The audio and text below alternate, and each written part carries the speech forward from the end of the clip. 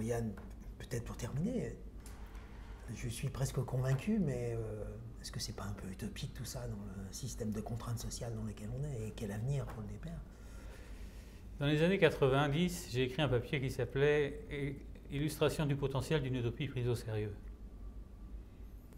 En fait, c'est une utopie au sens où c'est une direction qu'on se donne à long terme, qu'on tente de rejoindre, mais que si on la prend au sérieux, on va changer nos pratiques maintenant.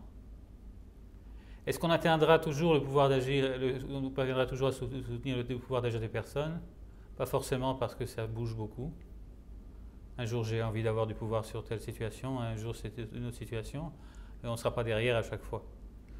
Mais ce passage du sentiment d'être passif et impuissant, d'être résigné, au sentiment de pouvoir agir et d'être acteur, ça va durer de façon importante. Donc, si on dessinait l'utopie du développement du pouvoir d'agir comme étant une façon d'aider qui permette de changer le monde au quotidien, là on a des choses très concrètes.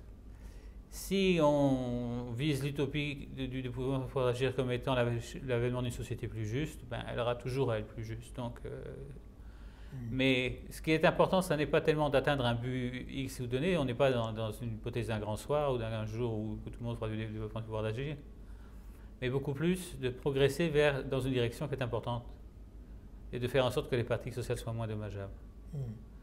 Et quand on prend cette utopie prise au sérieux, qu'on peut changer les choses concrètement, tous ensemble, on peut faire des changements qui sont très significatifs.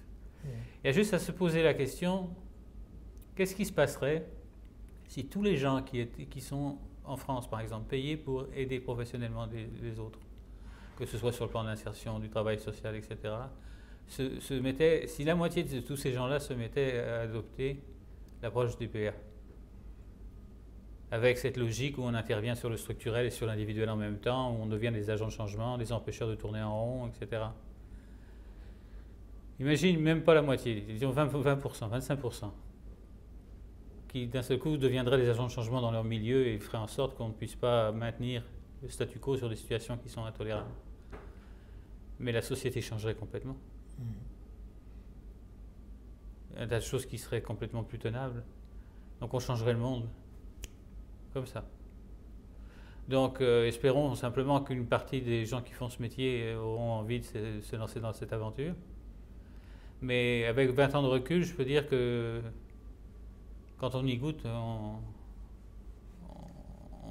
est conquis, en tout cas pour le restant de ses jours. Donc on a des certitudes. On a des certitudes, exactement. Merci beaucoup Yann. De rien.